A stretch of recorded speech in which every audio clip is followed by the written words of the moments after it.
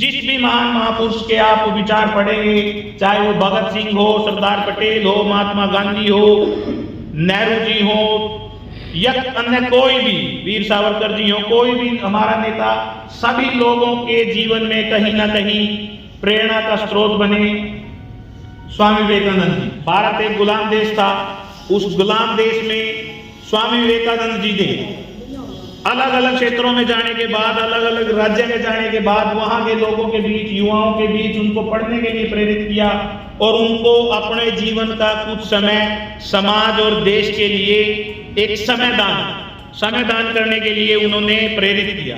नमस्कार, आज स्वामी विवेकानंद की जयंती है और आप देख सकते हैं कि कितनी भारी संख्या में यहाँ युवा पहुँचे हैं, क्योंकि स्वामी विवेकानंद ने जो संदेश दिया था भारत को सुदृढ़ बनाने के लिए और जो संकल्प उनके थे कि किस तरह से अपनी संस्कृति को सुधारा जा सकता है, तो उनके विचार सुनने के लिए आज यहाँ युवा इकट्ठे हुए हैं। और मुख्य अतिथि के तौर पर अगर मैं बात करूँ, भाजपा के युवा नेता नरेंद्र गुज्जर यहाँ पहुँचे हैं, तो उनसे जानेंगे कि स्वामी विवेकानंद के क्या कुछ विचार थे, किस तरह जैसे युवा उनसे प्रेरणा भी लें तो किस तरह के उनके विचार थे, और क्या कुछ जैसे मुख्य अतिथि के तौर पर नरेंद्र जी पहुंचे हैं, क्या कुछ कहेंगे, तो ये युवाओं को क्या कुछ मैसेज भी अपनी तरफ से देंगे, जान लेते हैं। जी सर, सबसे पहले स्वागत है आपका। और आज स्वामी विवेकानंद जी की जयंती, जिसको हम राष्ट्रीय युवा दिवस के रूप में मनाते हैं, मैं सभी युवाओं को इसकी शुभकामनाएं देता हूं।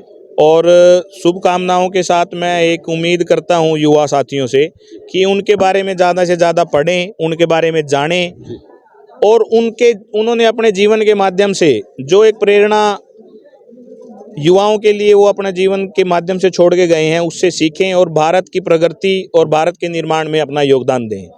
इसी सिलसिले में आज इन युवाओं ने यहाँ कार्यक्रम रखा था, तो मैं इनके बीच पहुँचा और मैं धन्यवाद करना चाहूँगा सभी युवा साथियों का कि उन्होंने मुझे यहाँ बुलाया और मौका दिया अपने बीच में स्वामी जी के बारे में विचार प्रकट करने का। जी, तो क्या कुछ स्वामी जी के विचार थे, थोड़े बता दीजिए ताकि युवा भी प्रेरणा ले सकें। स्वामी जी, देखिए, स्वामी जी एक ऐसे व्यक्तित्व के धनी थे जिन्होंने जब अपनी बाल अवस्था से ही उन्होंने धर्म के बारे में जानना शुरू किया, विभिन्न भाषाओं का ज्ञान प्राप्त किया, सभी धर्मों के बारे में उन्होंने जाना और सनातन धर्म के प्रचार प्रसार के लिए वो उस समय जब समुद्री मार्ग से ही रास्ता तय होता था, तो उन्होंने अपने जीवन का काफ़ी समय यात्राओं में गुजारा। वो पूरा भारत भ्रमण किया, पूरी दुनिया उन्होंने भ्रमण किया। तो उनका एक प्रसिद्ध वाक्य है, जब वो अमेरिका में एक धर्म संसद के उसमें गए, उस समय जब लोग सभी सुनते हैं हम कि जब लोग लेडीज़ एंड जेंटलमैन कह के बोलते थे, तो उस समय स्वामी जी ही एक ऐसे व्यक्तित्व थे जिन्होंने सबको भाइयों और बहनों कह के संबोधित किया था।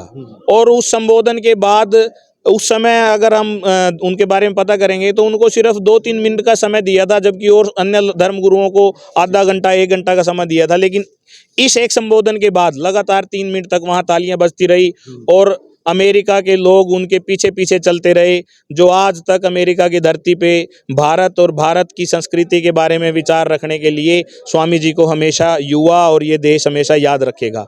इसके साथ साथ स्वामी जी ने युवाओं को एक प्रेरणा दी और भारत की आज़ादी के लिए युवाओं को जगाने में सबसे बड़ा योगदान स्वामी विवेकानंद जी का है। और स्वामी जी ने कहा था कि उठो, जागो और तब तक प्रयास करते रहो, लगे रहो जब तक आप अपने लक्ष्य की प्राप्ति ना कर सके। तो स्वामी जी ने ऐसी अनेकों बातों के माध्यम से हम सब लोगों को प्रेरणा दी और युवाओं के लिए एक संदेश छोड़ के गए कि ये देश, ये समाज आपका है। जब तक आप इसे एक सुदृढ़ और उन्नत देश नहीं बनाएंगे, तब तक आप लोगों का रुकना व्यर्थ है और आप ऐसे आराम से नहीं बैठ सकते। जी, तो ये थे हमारे साथ भाजपा के युवा नेता नरेंद्र गुज्जर, जिन्होंने युवाओं को जो स्वामी जी के विचार थे उसके बारे में अवगत कराया। अब कुछ युवा भी यहाँ मौजूद हैं, उनसे जानेंगे कि क्या कुछ कहना चाहेंगे जैसे आज के प्रोग्राम को लेकर। जी, क्या नाम है? जी, मेरा नाम दुष्यंत है, मैं मानस गांव से हूँ। जी, क्या कहोगे जैसे आज का प्रोग्राम था, स्वामी जी की जयंती थी? जी बिल्कुल, जी बिल्कुल। देखिए, हम बहुत सारे प्रोग्रामों वैसे भी जाते हैं, बहुत सारे वक्ताओं से मिलते हैं जो अपने बारे में भी और जिसके बारे में मतलब प्रोग्राम किया उसके बारे में भी कुछ ना कुछ बताते हैं। लेकिन उन चीज़ों का फ़ायदा तभी होता है जब उनकी झलक उनके व्यक्तित्व में दिखती है। जी। अगर मतलब कोई भी भाषण तो देखो कोई भी दे सकता है, वक्ता कोई भी हो सकता है, उनके बारे में कोई भी बता सकता है। हमने भी किताबें पढ़ा है, दूसरों ने भी किताबें पढ़ा है, लेकिन हम उस पर अमल कब करेंगे जब बोलने वाले को अंदर भी वही गुण दिखते हैं। मेरे बड़े भाई नरेंद्र गुज्जर जी, जैसे मैं अब इनको 1 साल से जानता हूँ, तो मतलब इन्होंने मतलब ना जानते हुए मेरा एक छोटे भाई की तरह ख्याल रखा है। और इनमें वो गुण दिखते हैं कि जो युवा को आगे ले जा सकते हैं, युवाओं को कुछ सीख दे सकते हैं। मैं चाहूँगा कि जो हमारे कैथल के युवा हैं वो एक तरफ मतलब इनके तरफ ध्यान भी दे और जाने भी इनके बारे में। इनका जो पिछला जो छात्र निकला है मतलब जीवन निकला है उसमें भी इन्होंने बहुत सारे मतलब ऐसे काम किए हैं जो छात्रों के लिए सही है। तो हम मतलब देखिए विवेकानंद के बारे में कोई भी बोल सकता है, कोई भी उसके बारे में बता सकता है किताबों से लेकर, लेकिन हम सबकी क्यों सुने? हम ये क्यों नहीं देखते कि जो बोल रहे हैं क्या उनके अंदर भी वही गुण है या नहीं है? और मैं वो गुण मेरे बड़े भाई नरेंद्र गुर्जर के अंदर देखता हूँ, क्योंकि इन्होंने पहले भी ऐसे छात्र जीवन में काम किए हैं और अब भी ऐसे काम में लगातार चल रहे हैं ये। तो इतना ही कहना चाहूँगा। तो ये थे हमारे साथ नरेंद्र गुर्जर जी और कुछ युवा थे जिन्होंने अपने विचार रखे। तो इस वीडियो को ज़्यादा से ज़्यादा शेयर करें, लाइक करें, कमेंट करें ताकि ज़्यादा से ज़्यादा लोगों तक ये मैसेज पहुंच सके।